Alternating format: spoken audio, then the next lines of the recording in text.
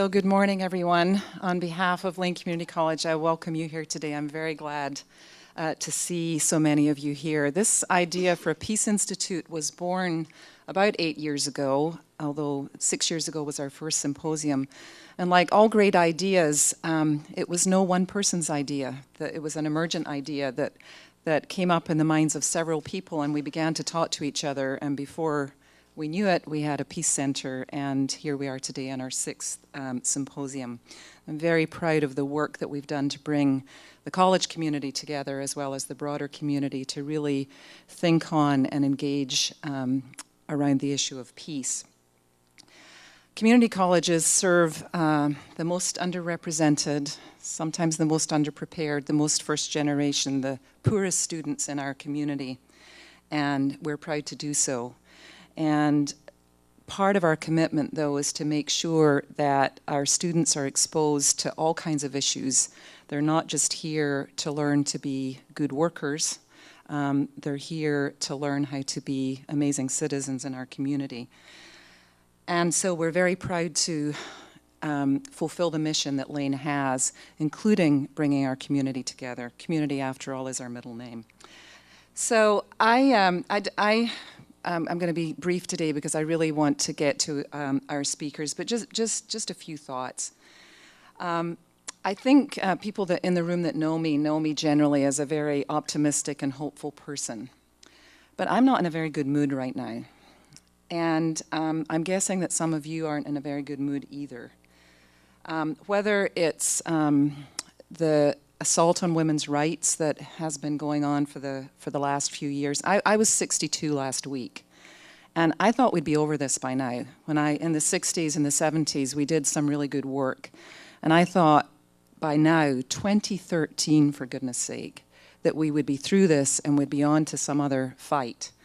Unfortunately, we're not. So whether it's Boston earlier this week, or the shameful vote in the Senate this week on gun control, the violence that we see around us, not just in the news, but in our neighborhoods and in our homes, and indeed, on occasion, even in this campus, with kind of bullying and shaming behavior. It just needs to stop. It's time. It's 2013. It's just really tiring. Whether it's sexism, racism, any of the isms that we're still dealing with them. I think it's time, and what gives me hope is seeing groups like this come together to engage in this conversation, but coming together sends a message for people to kind of get over it. We are here. We have a voice. And I was thinking, I'm really interested in hearing both of our speakers, but Jensine's work on a kind of a global voice. And just this morning, I Skyped with my 96-year-old mother who's in hospital in Scotland. I FaceTime with a colleague. I got a text from a woman colleague in China. We have power. And it's power within our own community, but it's global power to really make a difference. So at the end of the day, what also keeps me hopeful is that we just do our part as educators, as community college educators, to make sure that we are, as I said, not just turning out workers, but turning out engaged, empowered, activist citizens, people that will come together like we have today to commit to do our part to make change and to make peace and to do whatever small part we can do for social justice and, of course, gender justice. So it's great to see you all here today, and I'm looking forward to a great morning. Thanks.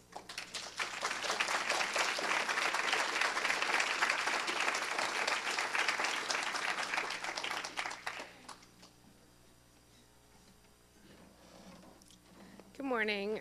It's good to see so many people here. I'm Megan Conley, and I'm the Director of Advocacy Services at Women's Space. We have a table over there, and we are here just to kind of contribute to the greater good of the community, working towards ending intimate partner violence in our community.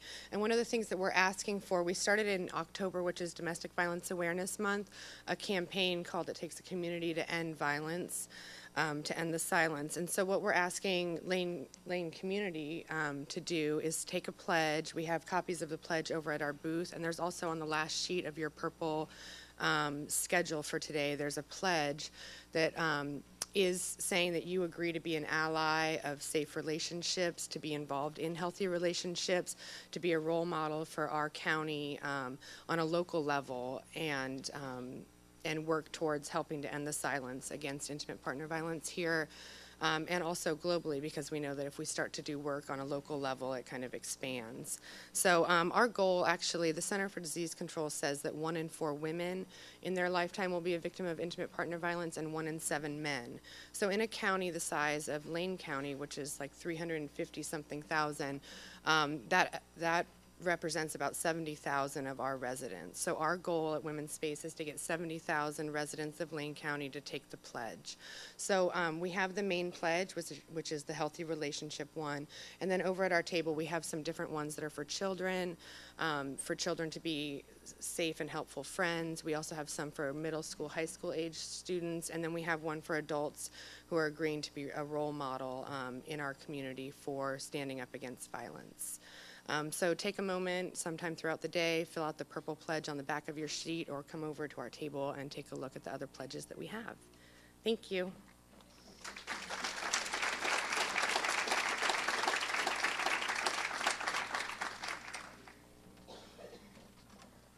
Good morning, everyone. I'm so glad you're here. My name is Lindy Camrata, and I'm a student here at LCC.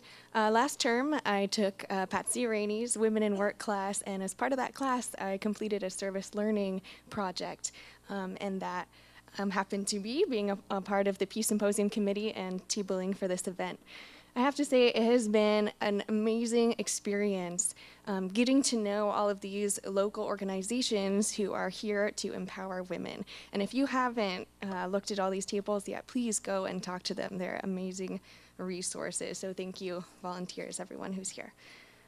It is my absolute pleasure to introduce our first keynote speaker this morning, Jensine Larson.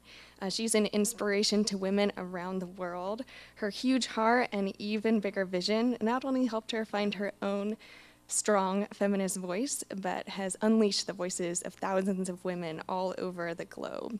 At age 28, she founded World Pulse. It's an online global media network where women can log on and share their own stories in their own words. 50,000 women in over 190 countries are connecting.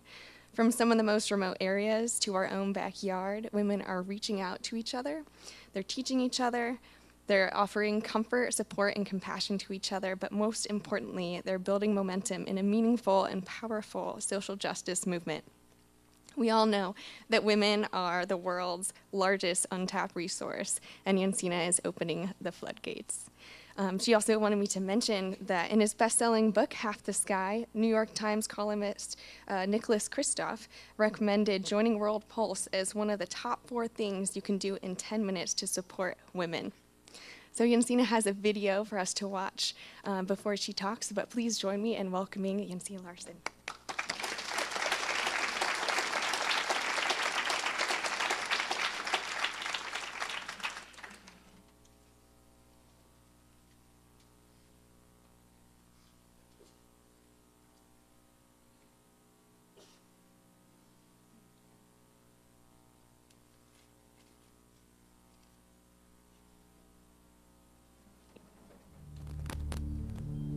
I'm empowering young people in Nepal to become agents of social change. हामी हजारौं मान्छेहरूको जीवन परिवर्तन गरिरहेका छौं. I'm changing the future for the women in my country. Every woman has a story to tell. I help women tell their own stories. Across the planet, a pulse is rising. Like never before in history, women are using the power of communications technology to speak out and connect. Whether she's connecting from a village internet cafe in the Congo or a mobile phone in India, women from more than 190 countries are logging onto a global network called World Pulse, telling their stories and changing the world. World Business Technology is number one for women. Not to use guns to kill people, but use microphone. Technology is a great idea to open the world, to be connected to each other, to have a network. It can be a story from a woman living in Uganda, and immediately somebody living in China says, oh, that's what is happening in my country. Now I can write about it here in World Pulse. When a woman logs on to World Pulse, she has a safe space where she can write her story, make global connections, and access information and opportunities. Her voice is strengthened through digital media and citizen journalism training, and her ideas channeled to major forums like CNN and the United Nations. I knew ever since I joined World Pulse that I have to make my dreams come true. And being able to get inspired by so many women was just the right step for me. She no longer feels alone and begins to believe in the power of her own voice.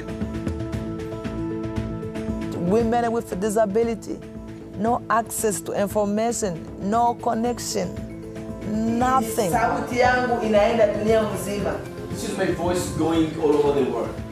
But now, all world wait to hear from my voice. And now I have world voice.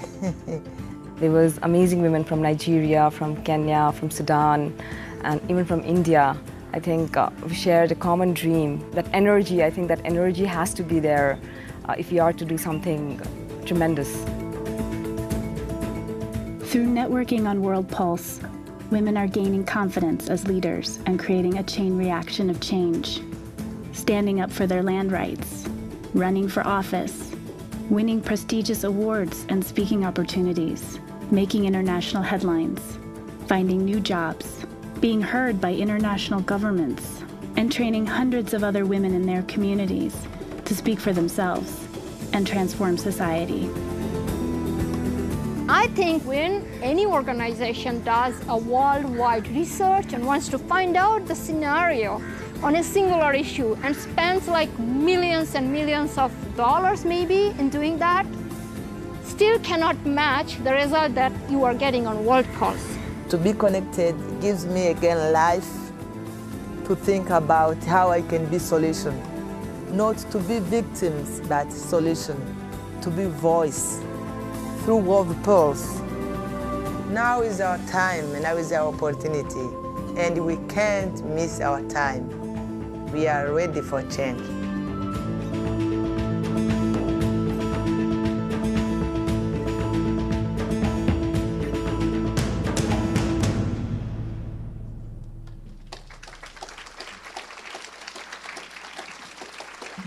Good morning, Eugene, Oregon. Woo!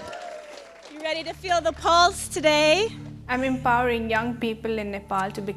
So as we get started here, the very first thing that I want to say is just to tell you straight up the truth about who I am. And with every single cell of my body, I believe that the creative human potential of women and girls is one of the greatest untapped resources in this world.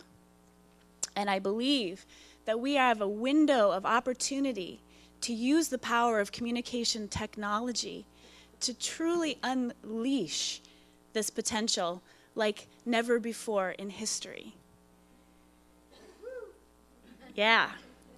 And today, what I want to do is tell you a little bit about my own journey, being a bit of a mad scientist in a media laboratory, completely obsessed with how do we create this communication architecture to connect women around the world and bring them a global voice. And I believe that I found the design, but in the process, I've also found my own voice.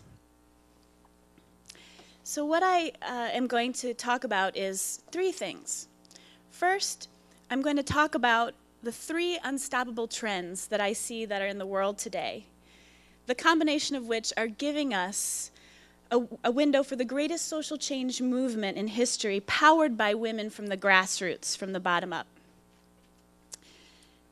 Next, I'm going to talk about three stories of women that have completely transformed my life and shown me what's possible.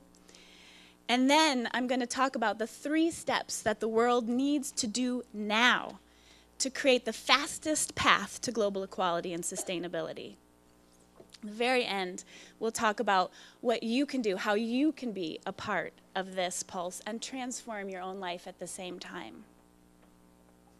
And at the end of this talk, I really hope that you feel excited, because I know we can't belittle the situation that we're in. And I know that when we read the headlines and we truly see clearly what's happening around the world, it's horrifying and it tears at our soul. And I mean, you're hearing headline after headline about the acid burnings, the honor killings, the stoning of widows, the mass rapes, the rapes of infants, the rapes of elders, the whipping of women for showing an ankle, the drowning of babies just because they're girls, the burning of schools, the shooting in heads of little girls just because they want to go to school. And you know what? That doesn't even touch what's happening inside of men, the crying inside for not being able to be fully themselves. And in fact, to this day, the oppression of women is regarded by the United Nations as the greatest human rights abuse that exists across the planet. And over 1 billion women alone have been affected by physical violence. But again, that doesn't even touch the spiritual suppression that is happening for those that are living in fear of it. But I'm here today to tell you that we can actually stop wringing our hands and worrying about how do we help women around the world, because the truth is so profoundly liberating. The solutions actually already exist. They exist inside of women, they exist between women, and they also are existing inside of men. We just have to figure out how to unlock it. So that's what we're going to talk about. This photo is a picture of my sacred spot in rural Wisconsin where I grew up. It's behind the barn. It's where I used to go when I was a little girl. I used to come with my books and my blanket, and I'd lay it out, and I would dream. I was so shy growing up, painfully shy, and I know what it feels like, that your voice doesn't matter. And I felt very alone. But my solace was to go out and to read these stories. And I'd read the stories of the Diary of Anne Frank, or stories of the Native American Trail of Tears. And for some reason, it fed a part of me that always wanted to see the truth, no matter how dark it was, and envision a way forward. So that pull drew me at age 19 to the Amazon. And I always wanted to see the world, and finally I did. And I ended up working with indigenous women who were struggling with oil contamination. It was 4 times the Exxon Valdez that had spilled on their traditional lands. And many of these women's children were dying of skin cancers and stomach cancers. And they asked me to be their messenger. And that's when I thought, oh, I want to be a journalist. So I became an international journalist. And I ended up going to the Burma-Thai border, where I worked with women refugees who were fleeing the ethnic cleansing. And many of those women had had their villages bombed, their children tortured, the most unimaginable. And then those women also asked me to be their messenger. And that was that moment where I had this like, aha, light bulb go off, where I said, oh my God, I don't really want to be a messenger anymore. I want to create a media source where these women can be their own messengers for the world, where they can truly speak for themselves. So I had this vision, but I was still young. I was absolutely terrified. still shy, had no resources whatsoever to pursue this. Growing up on the farm, we grew up on food stamps, so it wasn't like I could just go to my family and say, help me get this started. So I held it inside for a long time, came back to the United States. But as I was holding this inside, something was gnawing on me, and I just kept seeing the future. And I kept seeing these 3 unstoppable trends. And the first unstoppable trend that we're all aware of is that women's leadership is rising around the world. And it's happening across all sectors, from religion to business to politics. The problem is that it's not happening fast enough. The New York Times estimates that it'll be another 500 years before we have full leadership equality across the board. We don't have that kind of time. The next unstoppable trend is the communication revolution, the great accelerator.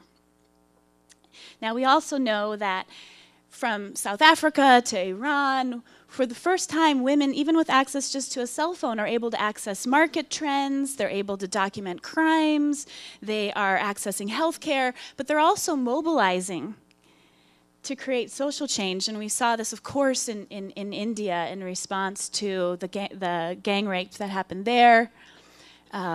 We're seeing it across the United States. We saw it in the Arab Revolution. The challenge is, however, that women and girls have much less access to the technology than men do. And there's a new report that just came out this year called Women and the Web. It's a groundbreaking report, and it shows us that on average, in low to middle income countries, women have 25 to 40% less access to the internet than men do. And we look at the future of the world about information as power. More and more women are being left behind from that, and that's a big problem. The third unstoppable trend is this shift in global consciousness. The shift in recognizing there's a near unanimousness from world institutions and development organizations saying that investing and empowering women and girls is the fastest way that we can solve global problems. And the data just keeps coming out, backing that up. But you're also having celebrities like Oprah, and you're having Ted Turner come out and say that we should only have women leaders for the next 100 years. Even the Dalai Lama is saying that it's women who are going to save the world. But you also have diehard, like The Economist magazine, saying, forget India, forget China, the largest growing economic force in the world is women. So when all these things came together in my mind, I thought, this has to happen, this vision of World Pulse. And I couldn't hold it back any longer. So at age 28, I just decided to just jump off the cliff and take the risk. And it was terrifying. And I basically built a pro bono volunteer for 3 years and started raising money in women's living rooms in Portland, Oregon was where we got started, and raised my first $400,000 from $50 and $100 checks. So it took a long time, but it's very grassroots, a lot of ups and downs. But today, you can see, and this is a snapshot of a day on the life of the Pulse of our website, of all the connections that are happening across countries, moment to moment. And we have over 50,000 women, many of them grassroots leaders, connecting from now more than 200 countries, actually, who are connecting and changing each other's lives. They are logging on, they're uploading their stories, whether it's a coffee shop in Kansas or it's a women's center in Afghanistan, they're putting up their photos, they're putting up their videos.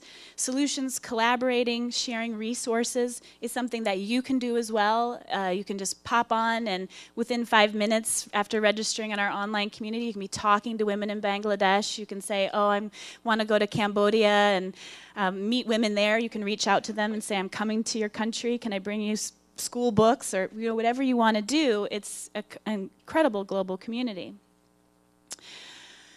But getting to where we are now was not easy. And I'll never forget this moment when I had this awakening.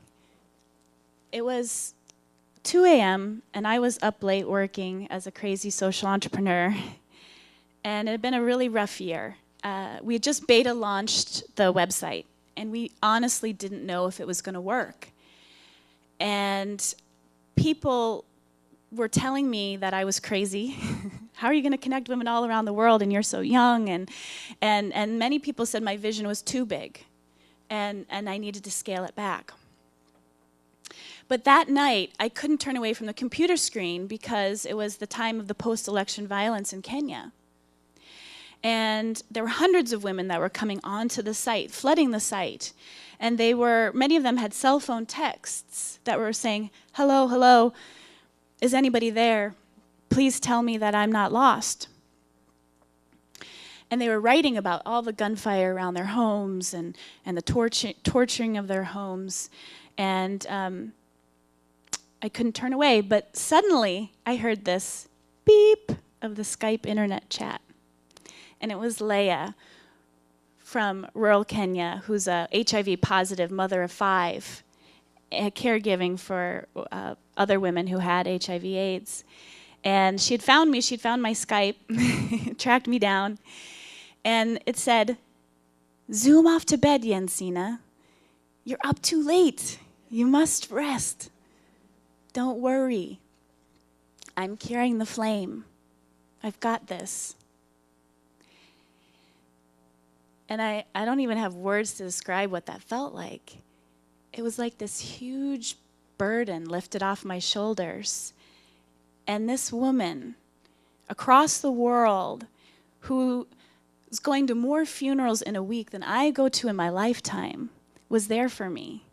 And she had my back. And this vision, she was right alongside me. And when I was sleeping, she would carry it for me. And I knew at that moment that no matter how hard it got, I was never going to turn my back on the millions of silenced and unheard women like her.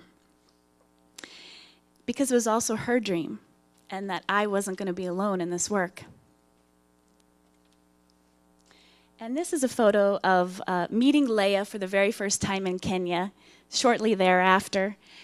It's a little bit intimidating sometimes. You meet these women, you fall in love online, but it's a little bit like a online blind date when you go meet them in person, because you're like, oh my God, you're nervous. How is it really going to be when you meet them? But of course, 10 times more amazing than you could imagine. And this is a photo of Leah and I.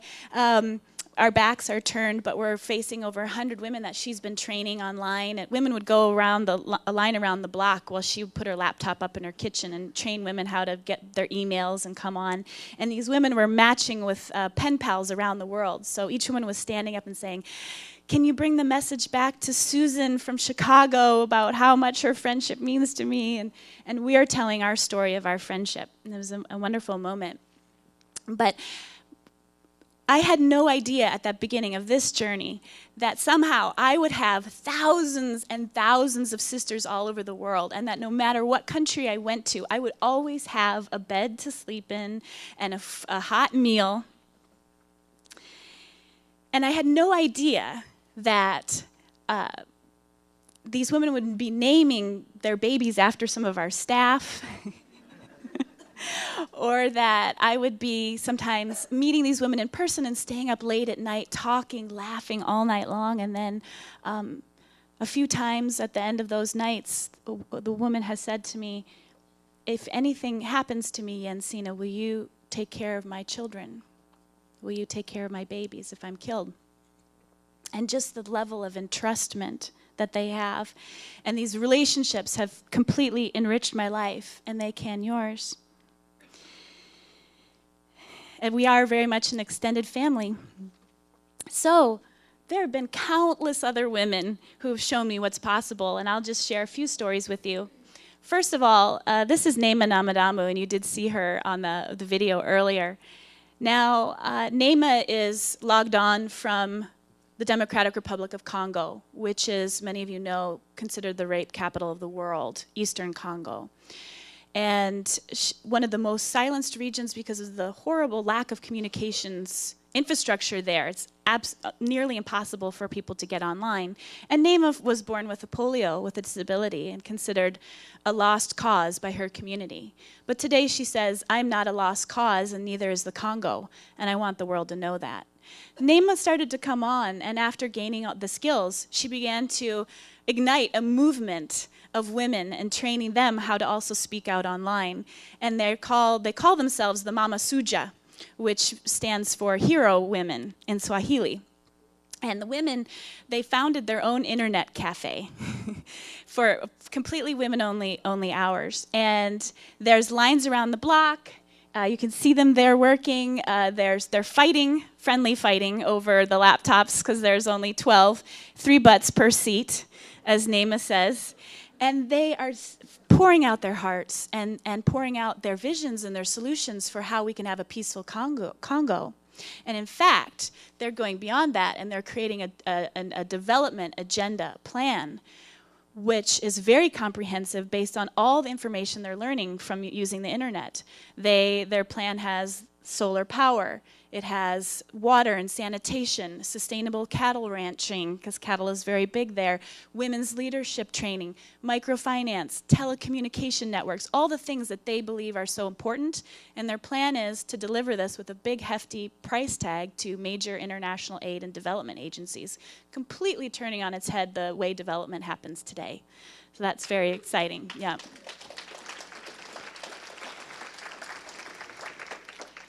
There they are in their cafe. So the other thing that happened is that they decided the rebels were coming to their village and was within a day away. And they were freaking out. So we were getting just waves of cries online, and they decided they wanted to start a petition to the US government to appoint a US presidential envoy for peace. And we showed them how to use change.org. Some of you are familiar with that. And they launched a petition and got over 100,000 signatures from around the world in a couple of weeks. And then I got a call from the White House, National Security Council, who wanted to meet with us. So I had to fly from Portland, red-eye flight out to DC and meet with them. And today the US government is now seriously considering a US presidential envoy, because these women who before were so invisible and so silenced and never believed that anyone would hear them were heard at the highest levels of government.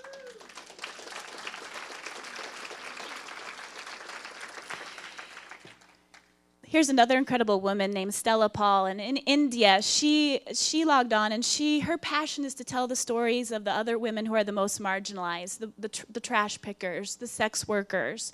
And not only does she write about them and publish them on World Pulse, but she trains them as she goes how to tell their own stories. And she also trains them with their cell phones and helps them load in the email addresses of their politicians, so that they can directly communicate with them and tell them what they want and need, but also trains them how they can how they can send out alerts from if they're trafficked, which has also happened. When women get trafficked, they press their secret button on their cell phone and it goes out to a wide network, and several women have been rescued that way because of that work. Yeah. And Stella has gone on to win since she joined World Pulse and became a citizen journalist, she's won 4 major awards from the Indian government, but also from the United Nations for her reporting. This is Lena, and Lena is a crusader in Cameroon to end the practice of breast ironing. Now, I had never heard of the practice. It's very little known until women started writing about it on World Pulse. It happens primarily in Cameroon. It affects 3 to 4 million women and girls, and it's a traditional practice where mothers and grandmothers will heat up hot stones and coconut shells and pulverize the breast tissue of their daughters. And they do this in an attempt to protect them from the severe levels of sexual violence that are in the community, so they're not desirable and won't become pregnant. What happens is, of course, is that it's incredibly damaging to physically, cancer, cysts, you can't feed your children, but also psychologically. And Nema witnessed this happen to her cousin and stood up to her grandmother and said no to her grandmother. I'm going to scream until the whole community comes out. And she basically broke the silence as a 12-year-old girl and has not stopped since. So she today has wrote a story about it, got picked up on CNN.com from World Pulse, and went to #1 on CNN.com that day. And because of all this visibility, she's won these awards, and with the financial award, she's gone ahead to launch a major national campaign to end the practice. And in a matter of 9 months, she has reached and educated over 20,000 women and girls who have vowed never to do the practice. And you can see she goes to churches, they go to hair salons, and not only that, the national government of Cameroon found her on our website and her work and thought it was so successful they're now partnering with her to scale it up nationwide. And we believe that in the next, if all keeps going, in the next 5 to 10 years, this practice will be completely eradicated. And you can just think about how that's going to affect girls alive today, but also the millions of unborn and what they're going to be able to do. And they're on International Women's Day, and the little girls out protesting. There's a sign that says, "My opinion counts. Don't iron my breasts."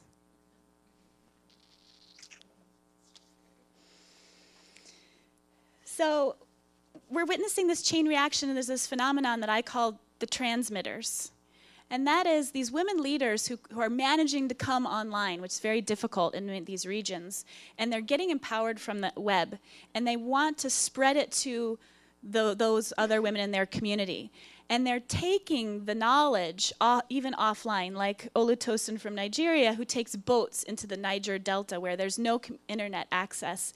And she's actually telling women about that their voice can be heard. She's training them and collecting their stories for sustainable development, bringing them back into the capital city of Lagos, uploading them on the computer, so that those stories can be taken to the United Nations and those women can be heard. Because of these women transmitters, we're reaching off the grid, off into women who don't have access and who may be illiterate, and bringing their voices in a very inclusive movement. It's an incredible phenomenon. But women are getting heard at the US State Department, CNN, and even running for office here. This is just in the recent Kenya elections, a woman who is now training hundreds and hundreds of other women under 40 to run for office in Kenya, which is a very difficult thing to do. So how do you translate this into a strategy? Well, I believe there are 3 steps that we must do now. And these 3 steps I call turn on the lights, link the transmitters, and light up the grid. I'll explain. So turning on the light, I believe that we need to use the power of communication technology to have an accessible online communications infrastructure so that we can reach as many women as possible every single woman can speak out for herself, be heard, and turn on that precious light of belief in the power of her own voice.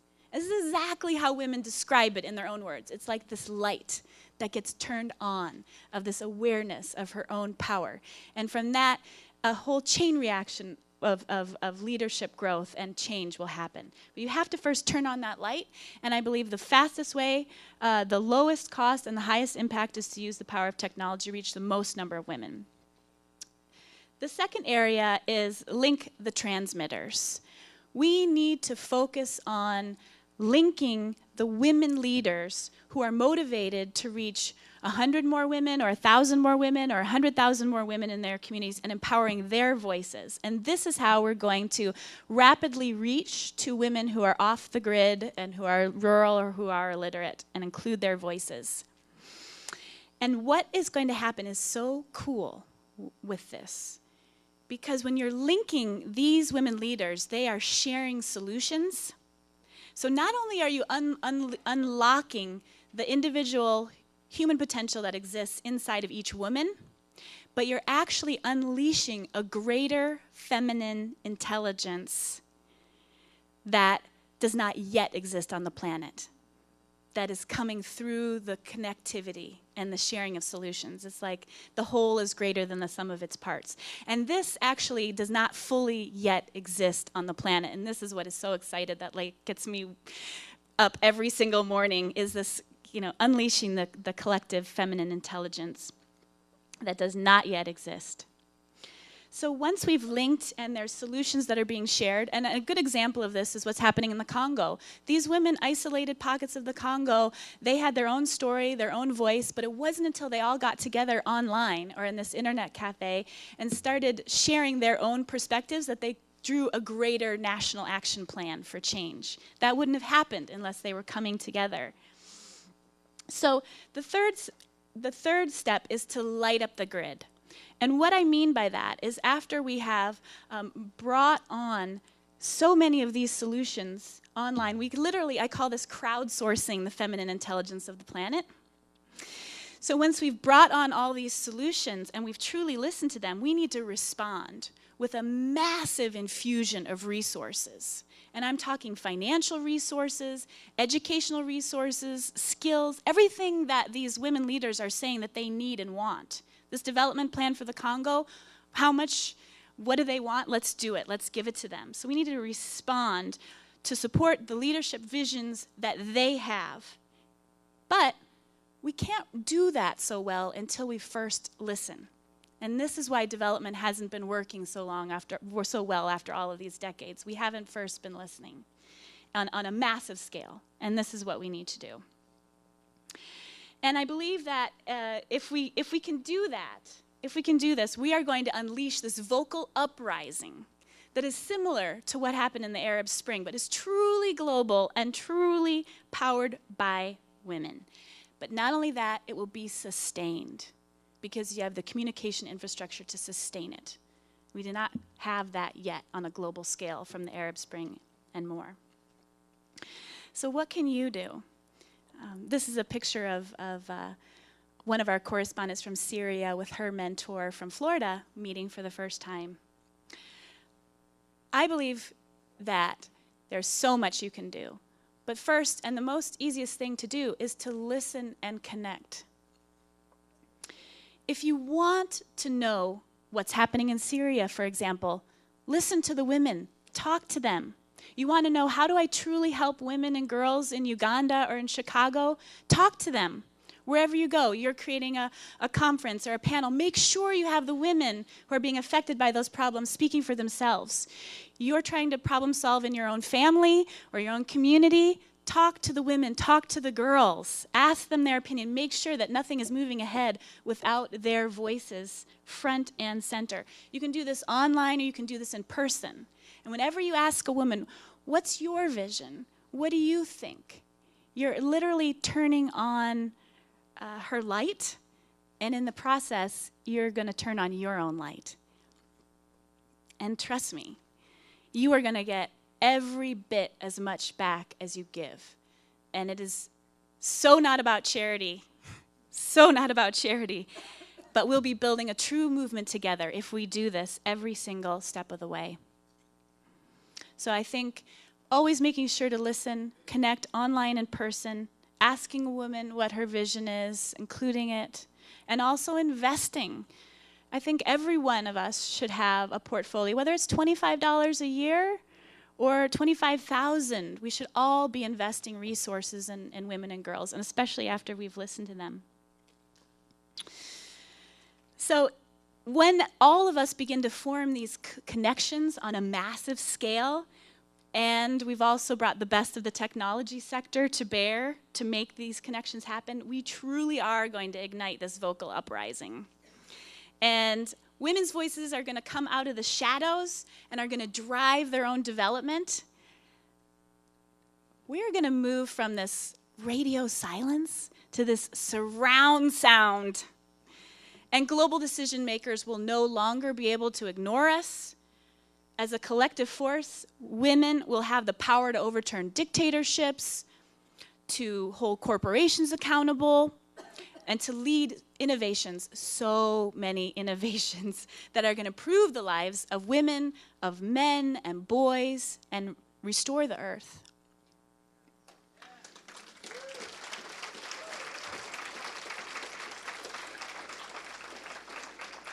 And the thought I want to leave you with is, when we control our means of communication, we control our destiny. And this volcanic eruption of human potential, and I mean volcanic, is going to completely shift the world, and it's going to empower us all, inside and out. Thank you.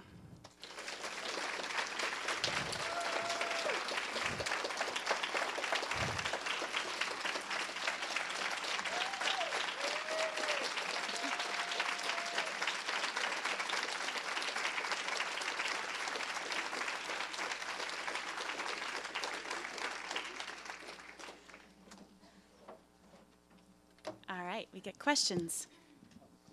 Yeah, so anyone who has a question, I think we've got a mic going around, and we have maybe 10 minutes for questions, or you just let me know. And 10 minutes or so. Okay. Great. So does anyone have a question? Yes. Hi. So yesterday, the U.S. House of Representatives went ahead and passed the CISPA cybersecurity bill, despite over 1.5 million petition signatures against it. I was wondering how you foresee this affecting World Pulse. Mm-hmm. This is a major issue, which is actually maintaining global access to the web, freedom of access, and secure access. And it's something that's kind of unseen, in fact, in many ways. And the way forward that I see, the UN actually just made an announcement that access to the internet is considered a human right. Free, safe, and secure access to the internet, which was major last July. Yeah. And the women across our network are extremely vocal about it. I'd say it's one of the top 3 issues that they're talking about, is they are angry that they can't access the web and that it takes 10 minutes to download. And they are angry that there might be government officials watching them or stalking them online. Or they're angry that it's not free. I'd say the number one thing is we need free access, free and fair access. So I think that there's part of what a way forward I see for us, for World Pulse, is to be uniting and gathering the volume of voices from the grassroots for this demand. And you see this with some of the petitions happening. It's just not loud enough yet. So we have to keep going. And women have access. Next year, we're doing a digital action campaign to crowdsource women's solutions globally for free and safe access to the internet. And we'll be delivering that to the World Internet Telecommunication Union and the World Society on Information.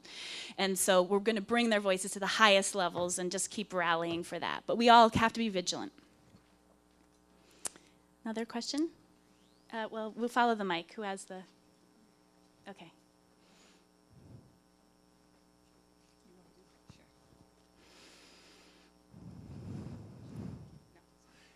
What's a good way for men to get involved in this? In every way, and I just like I outlined, I think it's the listening and connecting.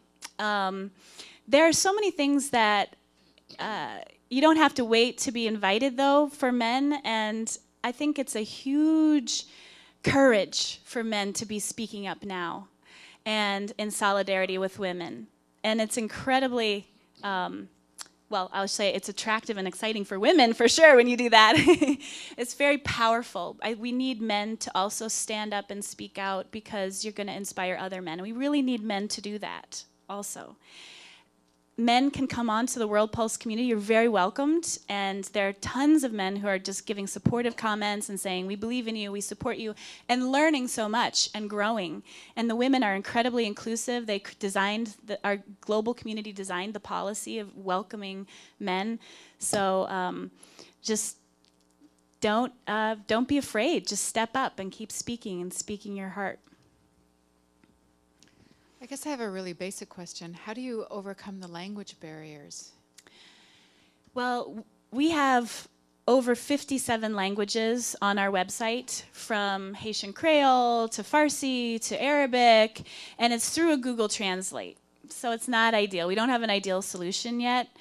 It's about 80% of the meaning is translated, so it serves okay for rudimentary communication. And the women love it. They love to use it. And you can go on and just, you might see languages coming in in Arabic and Spanish. You just set your browser to English, and everything on our website will come to you in English, even if it's a little bit choppy. So you can communicate. It's great. In the Congo, though, we had so many women coming on who speak French and Swahili, and their voices were so urgent. We did crowdsourced translators, and we have volunteer French translators who are coming on and translating everything perfectly so they can be heard loud and clear. And we did this because of this huge surge of women from the Congo. And as we grow, we hope to continue to do that in different regions as we can. Another question? Yeah, I have one here. Thank you for being here. Thank you for coming to the conference. Where are you? Sorry. I'm standing in the back. Oh, okay, there you are. Thank you. Here I am. I have a question for you, not just as individuals, but also as a whole network. What kind of ways are you addressing women's fear of retaliation for empowering themselves? I mean, the comment about it taking 500 years for there just to be parity. I'm wondering, and wanting to accelerate that, I'm wondering what are some of the concerns and what are the conversations that are happening about backlash? Mm-hmm. It is a concern, and there's two different levels of backlash. And one level of backlash is your own community as you start becoming more empowered and speaking out and the threats that you can get locally. And then the other area of backlash that can happen is through government censorship and oppression. And we know that many women are being jailed and as bloggers for speaking out. And there are, for us, in terms of addressing it, there's a couple of different ways. First of all, we believe so strongly in that if a woman chooses to speak out, no matter how risky it is, that she needs a safe place to do so. So there are other groups that won't work with women in Syria, for example, or Saudi Arabia, because they're worried that if something happens to them, they'll be responsible and take that responsibility on. That's not World Pulse. We believe we have to be there for any woman who wants to and so chooses to come and speak out and take that risk. She needs a place to do that. And then there are several things that we do for her safety. One, when a woman logs on, she can actually have an alias, doesn't have to use her own photo, and there are tips. We have safety and security toolkits that you can download for how to protect yourself from cyber stalking and crime and safe ways to do that. So education is actually one of the biggest ways that you can help mitigate security issues, because also women are a little bit naive. They don't realize coming online that their stories are going to be searchable by Google everywhere in the world. And you have to, so that happens up front when women come on and they're pointed to those kind of resources. In the future, our website, we're building for a major next generation, which will make it much more low bandwidth, mobile accessible for millions and millions of women. But it'll also have a high-risk security detection. So if someone does come on from a certain part of China, or it will say, we know you're logging on from this region, here's the specific security issues that you have to be aware of. And then in terms of the retaliation in their own communities, women are actually sharing solutions with each other on how to do that. And more often than not, they might get some resistance at first, but then as the men start to see that the benefits that are happening in their community, like increased income that's coming in, or increased visibility or recognition for their family, it's that the community members start to come on board. But there are some challenges. For example, the Congo, the Women's Internet Cafe that I showed you, when they first started their first one, the landlord, all the power brokers, basically the warlords in the community, didn't like that women were coming together to use the internet. And so they pressured the landlord to stop the electricity to their internet cafe. And then they got an eviction notice. And so there were all these pressures that forced them to have to leave. And she had to decide. She tried to fight, am I going to fight for this? But then she realized this was actually going to be maybe a losing battle. And at this point, they weren't at the power level enough to fight these political figures. So they found another cafe in a safer place and decided to make that choice. And really, the women online are helping to support each other in making those solutions and taking those choices. But it's not easy. We haven't had any major security issue directly related to women on our community that's caused a major backlash. It's a small percentage that are facing that, but it's real. Okay, another question? Hello. Hi. Hi. I was just kind of wondering, I was looking through some of the group photos that you had up there, and I noticed that obviously in some of these countries, men are not as commonly, hanging around. What I was wondering was, after the creation of World Pulse, especially with I guess what you might call a risk of helping the other side, so to say, are you noticing kind of a more steady growth of men, helping out in these areas? I mean, for example, right now, if you look around, I mean, there's a decent number of men here in comparison. Awesome. So I'm wondering, if you've noticed in some of these countries, if the male support is starting to increase in any sort of noticeable rate. It is, and in fact, it's growing rapidly, just as rapidly. And there are a lot of things that are going on right now that are there's a massive movement called 1 Million Men. And I encourage you all to go and check it out, and as men to sign on to this. And it's basically a movement of men who are saying no to gender-based violence. And there are a lot of celebrity men from the US who are joining on, and celebrity men from around the world, but also like the UN, Ban Ki-moon, former UN Secretary General, and we have a lot of other high-profile folks. And there's great movies that are very empowering to see. There's another movement that's related to that, that's called Ring the Bell in India. There's a media group called Breakthrough, and they have this public awareness campaign across the country. And this video shows men ringing the bell whenever they hear domestic violence and screaming and shouting in the home, and they fear that a woman's being attacked. They go and they ring the doorbell to interrupt that violence. Yeah. And so that's becoming a lot more popular as well. And you had, Jean, contribute, please. Jackson Katz will be here next week, and he's done work for decades on violence and on getting men involved. And he's giving a talk on silence and violence and the bystander phenomenon. So it's on Wednesday, I believe, at the university. So he's a wonderful speaker for men. You can learn a lot from going to that talk. Yeah. Jackson Katz.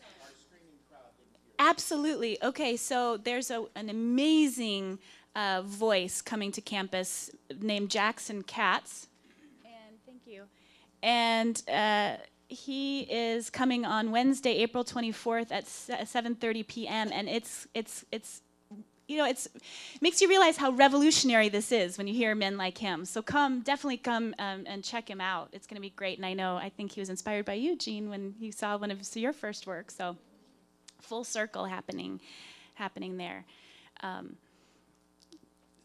So huge movements happening across the world also that you can join on. There's also the White Ribbon Alliance, which is another great network for men joining together to end violence. Any other questions?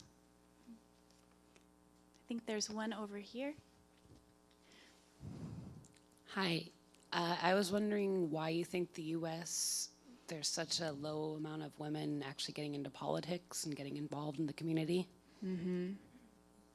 That's a great question. We are, I believe it's 83rd in the world in terms of women's leadership at the political level, and it's 18% of our Congress is women. It's very, very low. And in fact, when I travel internationally and I meet women from Africa, they'll say to me, "Oh my gosh, you're from the U.S. We're so sorry.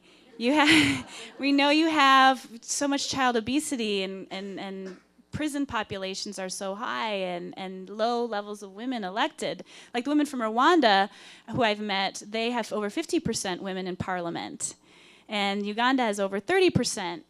And so they're much more advanced than us. But they say to me, "We're here for you. We'll support you." And that's what we have to realize is that the U.S., change in the U.S. is only going to be strengthened by these global connections. Our movements are going to get more energy and electricity from learning the organizing and mobilizing strategies from those outside of our borders. Why it is the way it is here, I think part of it is the way the political system is structured with the incredible importance of the way that money factors into our politics here. But in order to, you also have to have a strong pipeline and strong training and a strong national mandate. Many countries globally now have quotas that actually are working overall, that you have to have 30% women. That's considered the tipping point for policies to start to come out of a body that are more inclusive for society, is 30% representation of women at any body. We're not there yet, and we need more of groups like Vote, Run, Lead, which trains a pipeline of women who want to run for city council, want to run for national government, and you start to get the women with the experience, and you grow that. But the pipeline right now is still too small. So you all should consider running for office. And the other thing is that studies show that the more women, men kind of sometimes wake up in the morning and they're like, oh, I'm going to run for office. Yeah, I can do that. But women need to be invited. And on average, a woman needs to be invited 5 times before she sees, oh yeah, I can do that. So one thing you can do to help this is tell the women in your life, run for office. I'm going to invite you to run for office. That's a practical thing you could do. And I think, how are we doing with time? One more question? One more question? Okay. Let's see. We had one. Okay, I see. There, yes, in the red plaid shirt. Here we go. Okay, she's coming. Thank you. No, I just wanted to say a word for Emily's List. Yes. I'm sure you've heard of Emily's List. Oh, yes. Yes, and this is a nationwide organization of women. I'm sure men are welcome to give money to it. It's basically for Democratic women who are pro-choice, and it raises money, and it's one of the major forces in this country. And if you get on their mailing list, and to do this you have to, lay out some bucks, you will see in advance all these women running for public office, primarily for the Congress or for governorships. But Yes. It's a remarkable force, and it has made a tremendous difference in this country. It has. It's made substantive progress for women in politics here. I just want to explain why it's Emily's List. There is no Emily. It's an acronym. Early money is like yeast. And the addition to that is it makes the dough rise. Yeah, exactly. And in fact, when I travel around the world, many countries don't have something like Emily's List, in fact, and they're asking for it. So when I share with them about Emily's List, they're like, wow, we need this here in Kenya. We need this here in Bangladesh. So it's a neat model that can also be shared around the world. So I think that's all that we have time for, but I want to thank you all so much for being here. I'm so excited, and I encourage you all to sign up for World Pulse on the back table, and I look forward to talking with you and meeting you. Thank you.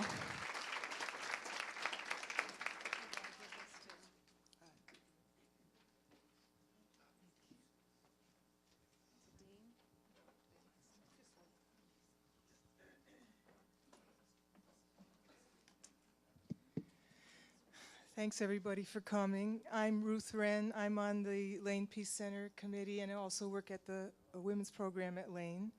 And I'm wondering if anybody, have you heard of the 1 Billion Rising? Did anybody go to that dance? Okay. For those of you who didn't, I will tell you, 1 Billion Rising was the brainchild of Eve Ensler of the Vagina Monologues. And it was a global action for people all over the world to stand up and dance as a statement to end violence against women. The 1 billion comes from the fact that the UN statistics are that 1 in 3 women on the planet will be beaten or raped in her lifetime. So that's 1 billion women. So we had a 1 Billion Rising flash mob at Lane. And Mary Searider, one of our instructors here, and Lydia Espinoza, a local dance instructor, led that dance. And so we thought it would be fun to recreate that here today. So we're going to play the theme song, which is called Break the Chain, and invite you all to stand up and just, you don't have to do anything choreographed, just dance with the women, men, and children all over the world who joined together to make this statement to end violence against women all over the world. I raise my arms to the sky. On my knees I pray. I'm not afraid anymore. I will walk through that door. Dance, rise, walk. Dance, rise. I can see a world where we all live, safe and free from all oppression. No more rape or incest or abuse. Women are not a possession. You've never owned me, don't even know me. I'm not invisible, I'm simply wonderful. I feel my heart for the first time racing. I feel alive, I feel so amazing. Dance 'cause I love, dance 'cause I dream. Dance 'cause I've had enough, dance up the street. Dance, break the rules, dance up the pain. Dance, turn it upside down, it's time to break the chain. Oh yeah, break the chain. Dance, rise, dance. In the middle of this madness we will stand. I know there is a better world. Take your sisters and your brothers by the hand. Reach out to every woman and girl. This is my body's holy. No more excuses, no more abuses. We are mothers, we are teachers, we are beautiful, beautiful creatures. Dance 'cause I love, dance 'cause I dream. Dance 'cause I've had enough, dance stop the scream. Dance, break the rules, dance stop the pain. Dance, turn it upside down, it's time to break the chain. Oh yeah.